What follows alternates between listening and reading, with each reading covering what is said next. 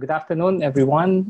Thank you, Lisa, again, for this is not my first time to attend an activity of the Field Export, so I'm glad to be back. Thank you for inviting me again to be with you this afternoon.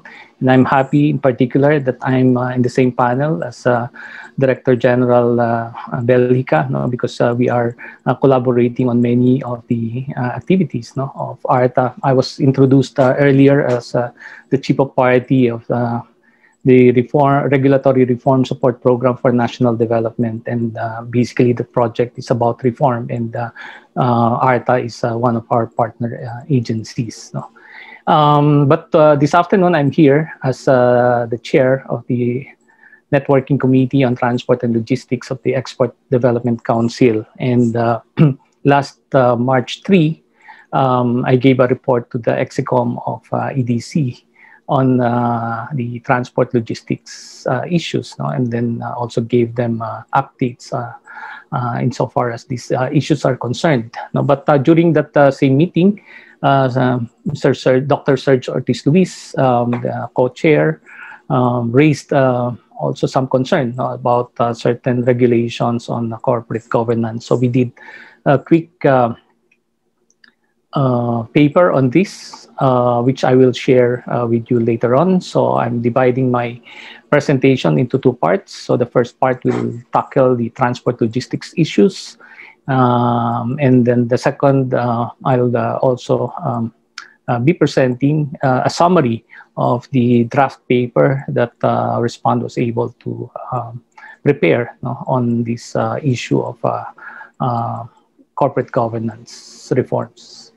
Okay, and let me also say before I start that many of the transport logistics issues are already at the radar of ARTA, no? Because as explained by DG Belgica, they have as one of their Nehemiah priority sectors logistics, no? And definitely transport logistics issues are very much part of it. No? So we are working closely, especially with the DDG Nes Perez, who happens to be my co-chair at the National Networking Committee on Transport and Logistics.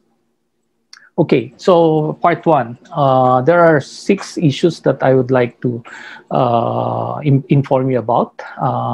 Firstly, port congestion that happened right after the lockdown was implemented and enforced about a year ago, and the rising cost that came after it. Then the craneage fee and the new berthing procedure at the Manila North Harbor. Then this proposed rate increase on cargo handling for empty containers and out-of-gauge containers. The fourth has to do with the free storage period. No? So there's a proposed policy that will revise, no, the reckoning date for the calculation of the storage charges. And then there's also this proposal to revise the policy on weighing of containers. And then finally, the issue about ship allocation and the slots.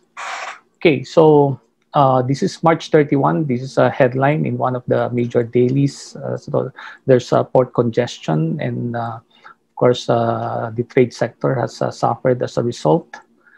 Okay, and the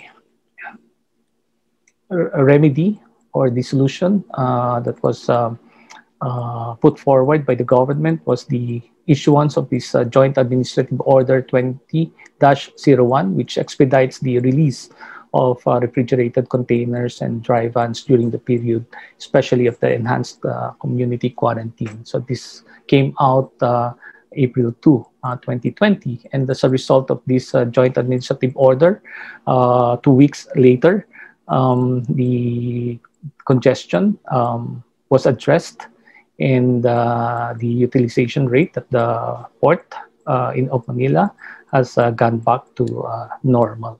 However, shippers complained about rising costs. No? So the business community, and as you can see on the left, on the right side rather of the screen, This is a letter that was sent, by the Philippine Chamber of Commerce and Industry, PhilExport, the Supply Chain Management Association of the Philippines, the Export Development Council, and even the Joint Foreign Chambers also endorsed this letter, basically bringing to the attention of the Interagency Task Force the issue of the port congestion and the rising cost incurred by the shippers.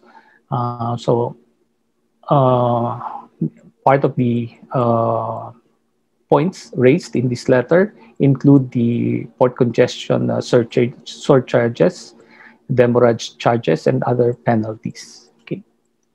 Now, it was also pointed out that in the case of the Philippines, compared with other countries, particularly in the Asian region, we have the shortest free time for clearing and claiming your container from the port upon discharge from the ship. So let's say in the case of the Philippines, our free time is only 5 days. That means we have to claim the container out of the port within 5 days.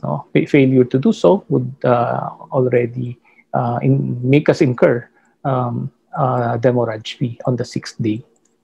Now, this is not a new issue. It has been there for a number of years already. And in fact, on the right side of the screen, as early as 2017, about 4 years ago, in a study that was done by jointly by the then National Competitiveness Council and the Export Development Council. So there's a list of these local charges that are being complained about by the business community, particularly the exporters and importers. Now, as a result of this letter, a small group was formed within the IATF that was chaired by Secretary Monlopez of the Department of Trade and Industry, which was also partly attended by the Secretary of the Department of Transportation. And as a result of the discussion, 3 department orders were issued by the Department of Transportation. The first one, this is Department Order DO 2020-007, which directs all the domestic shipping lines to provide at least 12% cargo space allocation, especially for food and agricultural products, and even to extend a discount on freight. The second, DO 2020-008, creates the Shippers Protection Office for the protection and assistance to shippers, both international and domestic, against unreasonable fees and charges imposed by international and domestic shipping lines. So, and then finally, the Department Order 2020-009 prescribes a minimum free time of period of 8 days. So basically, the 5 days that I showed you earlier was extended to 8 days for cargoes that are unloaded by international shipping lines to reduce the demurrage cost incurred by the shippers. Okay, so free time increased from 5 days to 8 days. Now, ARTA also, for its part, rallied and put together some government agencies, and came out with this joint memorandum circular on the mandatory online filing, processing, and payment of port charges, cargo handling charges, and other cargo handling related charges, permits, and ancillary fees, including customs taxes and duties. So, of course, as you know, we have the pandemic with us. Social distancing protocols are being observed, and to remedy and address this situation, we have to transition ourselves to a digital platform, so whereby transactions with government agencies can be done electronically and online. So this was issued on August 5 of 2020. Now, the second issue has to do with the new craneage fee. that are being collected at the Manila North Harbor, and the new berthing procedure at the same port terminal. So here, as you can see, this is the letter that was sent by various business communities, of course, led by the Philippine Exporters Confederation. There's also PCCI and the Supply Chain Management Association of the Philippines. Okay, so basically the key points raised in that letter: number one, increased cost, right? So it doubles the cost because in addition to the arrastre fee of 1,575, a craneage fee set at 1,587 pesos is collected. Okay, and then not only that, it also led to delays, no, of about 5 to 7 days, no? Because shipping lines were told to make use of a particular terminal, no? And so the business community recommended that this policy, this regulation, should be subjected to a regulatory impact assessment as required under the EODB Act, especially for new regulations, to determine precisely the level of regulatory burden it will have on the sector. Okay, so as an update to that, the Networking Committee on Transport and Logistics conducted a series of discussions, meetings, and that led to the crafting of the position paper that was submitted to the Shippers Protection Office. Remember, one of the DOs, the department orders that was issued by the Department of Transportation, was the creation of this Shippers Protection Office. So as a test case, the business community sent a letter dated 24 September 2020, basically raising this issue about this craneage fee. Okay. Now the SPO responded saying that the complaint that was lodged to the office was referred to the Philippine Ports Authority, being the agency that is in charge of that issue. Until now, no response has been received from the Philippine Ports Authority regarding this issue. And last January, the EDC brought or raised this issue to endorse this issue to the Anti-Red Tape Authority. The third has to do with the rate increase for empty and out-of-gauge containers. Again, here, as you can see, this was dated October. PhilExport, the Philippine Multimodal Transport and Logistics Association Incorporated, and the Supply Chain Management Association of the Philippines wrote a letter again to the PPA, and these are the key points raised. One, again, this represents additional burden because the proposed rates are deemed to be exorbitant and will definitely increase the cost of doing business. Then second is a reasonable rate for the out-of-gauge cargoes, because in the proposal, it's something like about 300% rate, when the Association of International Shipping Lines did a comparison that shows that OOG surcharge in the region, except for Tanjung Priok, Indonesia, is only about 50%.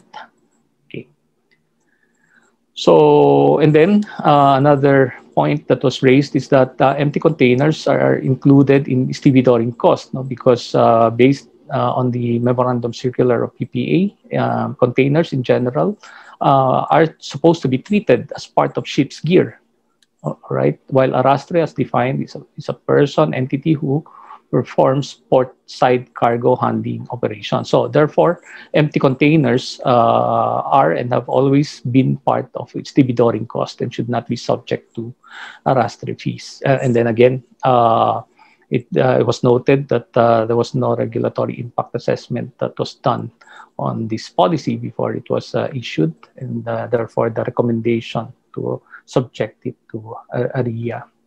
During the public hearing, the Association of International Shipping Lines, and they shared this presentation with us at the EDC, okay, made a comparison of the stevedoring cost, no, in Southeast Asia. And as you can see here, we are 31% higher than Singapore, and we are 258% higher than Saigon, Vietnam. Okay, this is for a 20-foot laden container. Now, for within the Philippines, Manila, the Port of Manila, has the highest tariff, which is 25% higher than Batangas, and 223% higher than General Santos Macar. Now, for the empty containers, again, Manila, comparing it with the Southeast Asian countries, is 13% higher than Singapore, and 157% higher than Vietnam. On the out-of-gauge rates, here, I mentioned this earlier, with the exception of Tanjung Priok in Indonesia, which is about 260% surcharge. All the other ports in the region only charges about 50%.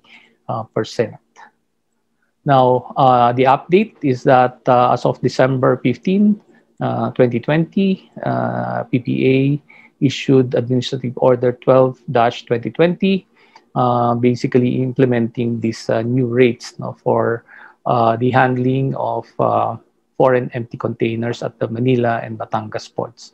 Of course, as you can see, the implemented rates are lower than what was proposed. But then again, the argument that was put forward earlier in the letter, rather, says that these are part of the ship's gear, and therefore the charge has already been levied in the stevedoring cost and should no longer have any arrastre charges levied on them.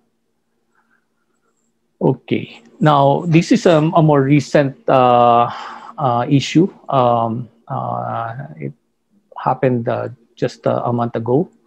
Okay, there was another public hearing consultation that was organized by the government on this proposal to change the way the pre-storage period is calculated. Now, as you can see on the second column, existing policy, 5 days calendar free, 5 calendar days, free storage period for imports, are imposed upon the discharge of the last cargo from the carrying vessel.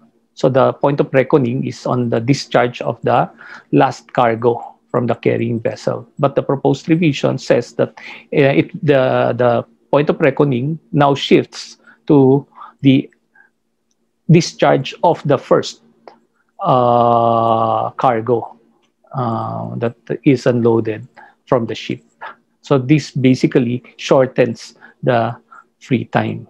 And of course, EDC again conducted, rather attended this public hearing. Right now, the PPA has not issued the revised administrative order to implement this proposal. Okay, and then another new policy proposal is on the mandatory weighing of containers. Okay, so there's already a policy on this, but then again, the proposal is to revise it. And the proposal gives the responsibility of obtaining and documenting the verified gross mass, or VGM, of packed containers to the shippers. But of course, the shippers argue that there are already operators that perform this task at the port, and the containers are weighed, and this service is being paid for. So again, the committee submitted a position paper to PPA dated 2 February 2011. Okay, so comments, again, the proposed policy will cause delays and will only add cost. Okay, so update, PPA is yet to announce the timeline for the implementation of this proposed revision. So there's no decision yet on the part of the authority to implement this proposal. And then finally, which is something that hit us hard late last year, was the problem of getting allocation from the shipping lines for the export of our goods. So what we did was to also organize a meeting. This was attended by major exporters as well as the members of the Association of International Shipping Lines. The president, Mr. Patrick Ronas, and Attorney Max Cruz attended this meeting and explained. This is what we gathered from that meeting.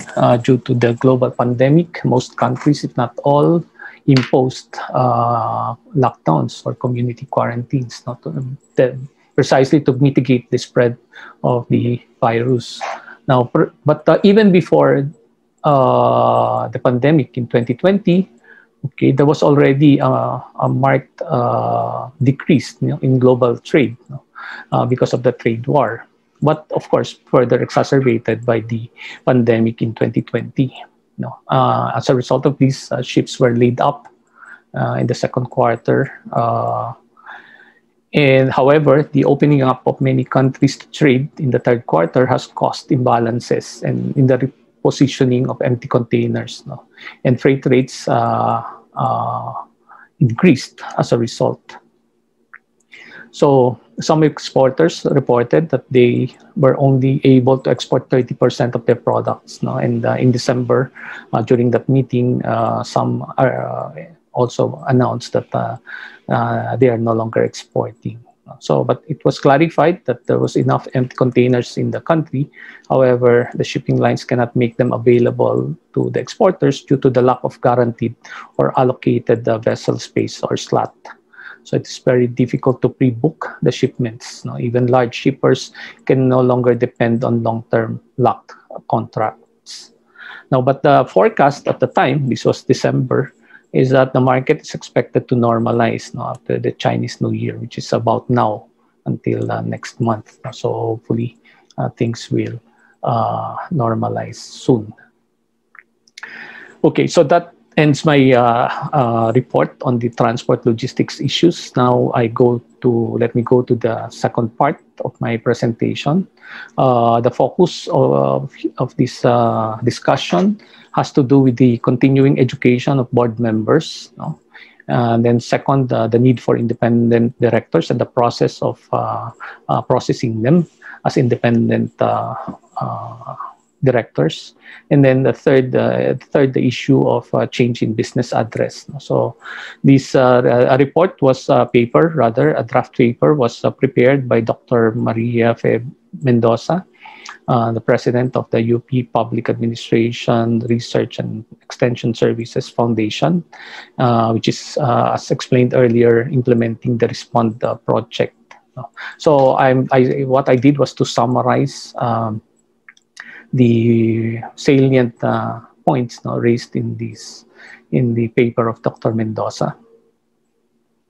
Okay, on the continuing education of board members. Okay, the idea is to train and make the first-time directors attend an orientation program.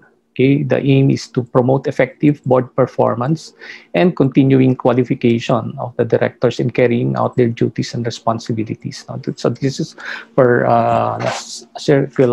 memorandum circular by the Securities and Exchange Commission. So prior to assuming office, all new directors are required to undergo, at the minimum, an 8-hour orientation program on the corporation's business, corporate structure, vision and mission, corporate strategy, and the like, including the code of ethics, articles of incorporations, bylaws, manual on corporate governance, as well as the board and committee charters. So the SEC mandated topics on corporate governance and other related matters essential for the effective performance of their duties and responsibilities. But for existing directors, they are also mandated to attend for our annual continuing training program, including courses on corporate governance matters relevant to the company, including audit, internal controls, risk management, and the like.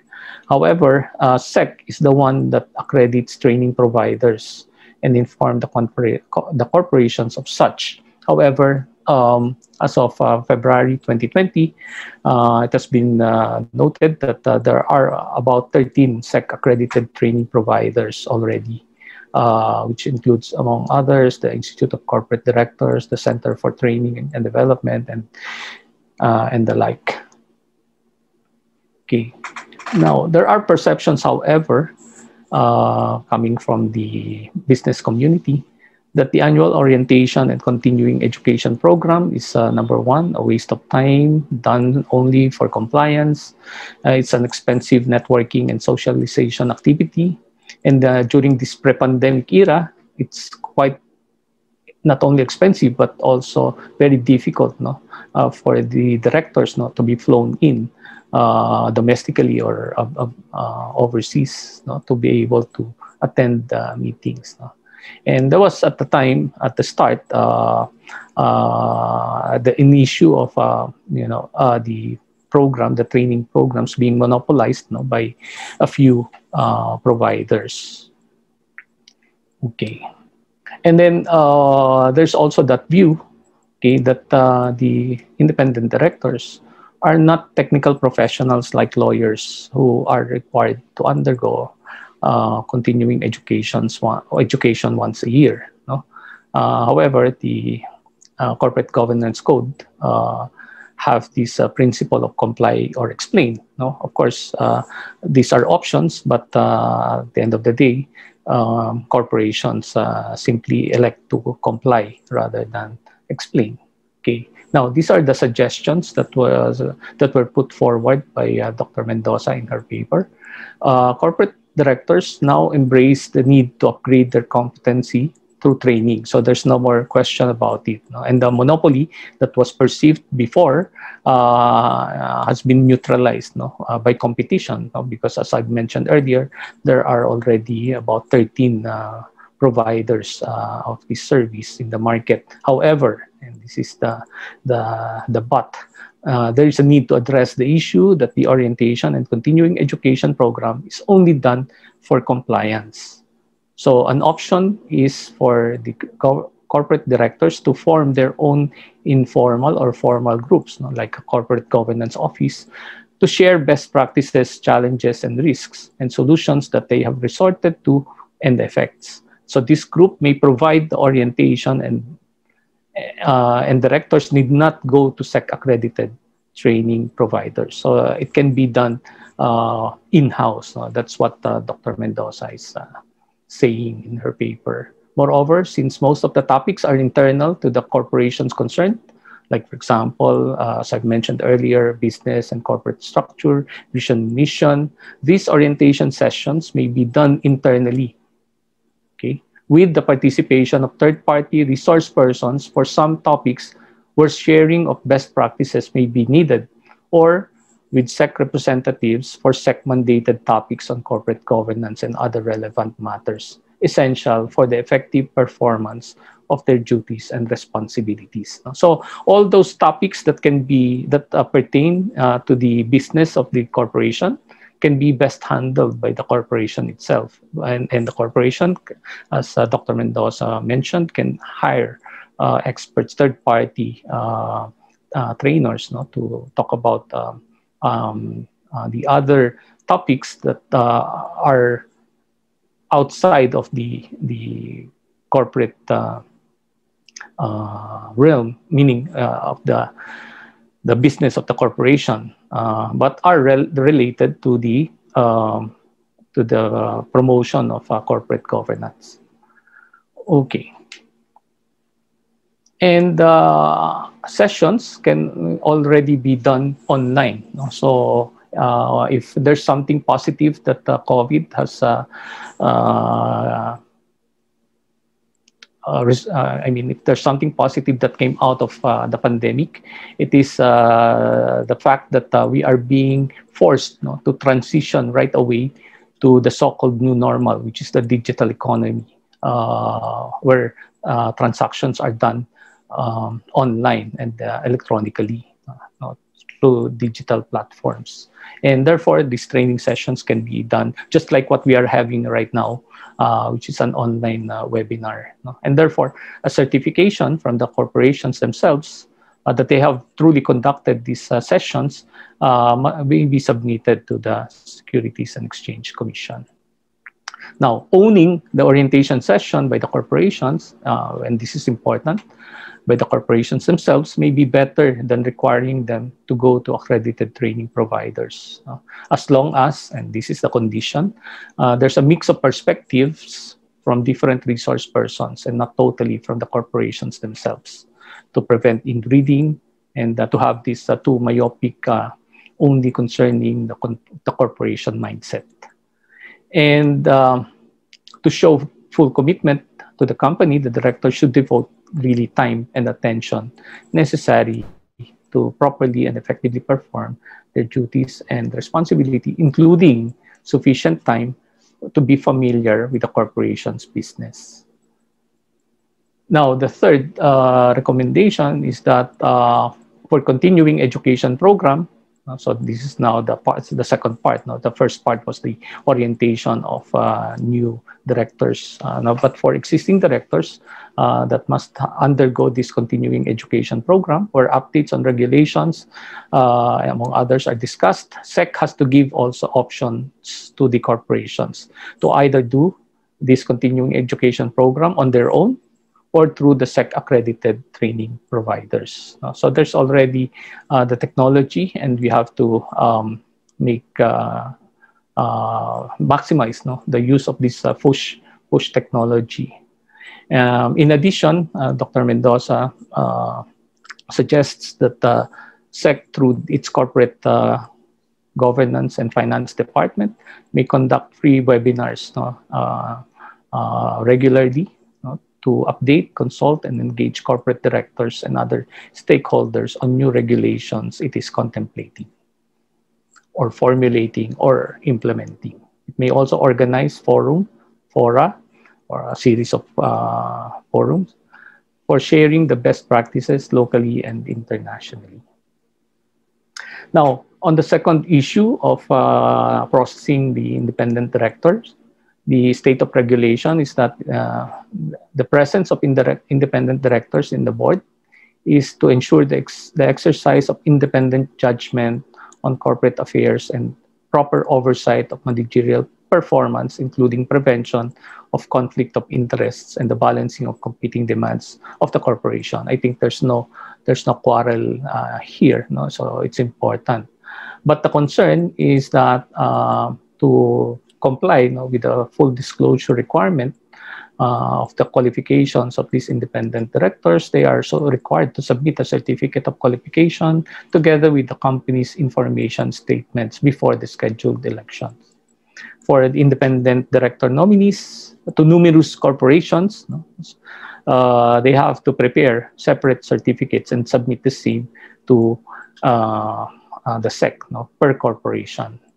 So, and for independent directors who have multiple appointments in several corporations, some are worried that, especially for competing corporations, independent directors may possess undue competitive market intelligence or trade secrets, which may pass on for a price to the corporations, which will give them the better price. So the prohibition on the independent director and other directors' compensation, other than per diem, may be also overbanking on the goodwill of the directors. But there's a remedy. They can be given a compensation, as long as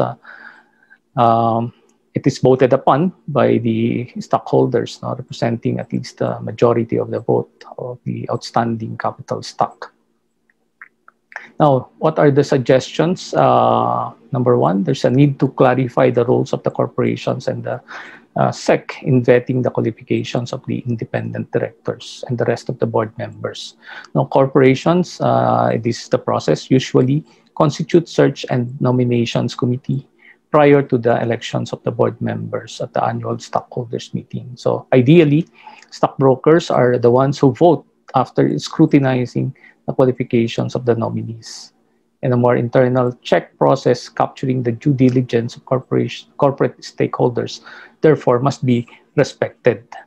If SEC is the one who vets the qualifications of the independent directors and acts like a judicial bar counsel, such must be explained and communicated.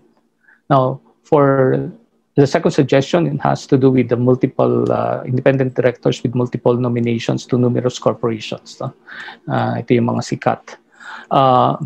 Revised form may be developed where the certification or attestation by the independent director nominee discloses all the corporations they are nominated to, and the disclosure may be made with the corporations involved. So this is just similar to what ARTA did, one form instead of many forms. This may be sent to SEC before the election, so SEC has already prior information whether the independent director nominees have exceeded the maximum board seats allowed. This will also address the concern that the existing SEC certificate of ID of independent director qualifications for multiple nominations has to be submitted several times per corporation. Now, the third suggestion, asking the independent directors to execute an independent director agreement with the corporations they are elected to may avoid situations where the independent directors act in bad faith. So this may be extended to all directors and be a binding instrument if the corporation files cases for the sins and illegal acts board members may commit. And then lastly, a compensation package for independent directors and board members may be devised to incentivize productivity and performance for the best interest of the corporation. However, it has to comply definitely with existing laws and prohibitions. And then finally, to end on a positive note, because something good happened recently on this issue of change of business address. Of course, before the good news, okay, this is how it's done. Now, when you change your address, you are required to file an amended articles of incorporation indicating the new location, especially if you are relocating to another city or municipality. However, in the event that the corporation whose principal address as indicated in the articles of incorporation has moved or moves to another location within the same municipality, the corporation is not required to file an amended articles of incorporation, but is encouraged to declare it in its GIS. Okay. Or yeah. Okay, what's the concern? Corporate stakeholders perceive that amending the articles of incorporation for a ministerial or operational matter, such as change of address, as cumbersome and gratuitous. And therefore, convening the General Assembly or the membership of the stockholders only to ratify the change of address may be perceived as petty. Okay, so, but this is the good news recently, which is a year ago, March 2020, the Securities and Exchange Commission issued a notice now that authorizes now remote filing, number one, of applications for monitoring clearance for amendments of the amendment of for the articles of incorporation and bylaws, and classifies amendments as ordinary and substantial. Now, the good news, the other good news is that changing the business address is considered to be or classified to be as an ordinary amendment. Okay, so suggestion, SEC to consider the change of principal address as updated information that is submitted in an update form. No? So similar to a notification update form for foreign corporations. Such updated information should trigger an annotation, recording, or curating by the Securities and Exchange Commission on the corporation's file folder that it has changed its principal address. So this is just an update form. You no need to update or amend the articles of incorporation. So through this system, well, it ensures that SEC records are up to date. Okay. And it also complies with the principle of transparency and full disclosure as required. And it will also make it easier for corporations to meet the 15-day deadline to notify the SEC of the change of address. And this can also be done electronically. Now, whether the change is within the same or another municipality or city, it should be mandated that the change must be declared in the GIS. Now, point C here basically lists the requirements, the documentary requirements that must be submitted to the SEC in amending the articles of incorporation. However, as I've said earlier, because of the pandemic, there's now remote filing, and that the requirements have been minimized to these minimum requirements: 1, 2, 3, 4, 5, and 6. The SEC notice of March 2020, in addition to authorizing the remote filing of applications for monitoring clearance for amendments of the articles of incorporation and bylaws, also classifies amendments to AOI as ordinary. And since the change of business address is already classified as an ordinary amendment, there is a need to revisit the requirements for amending the articles of incorporation to make sure that the Commission is able to balance the strategic matters requiring more stringent requirements versus the operational matters that requires more administrative remedies like notification forms and the like.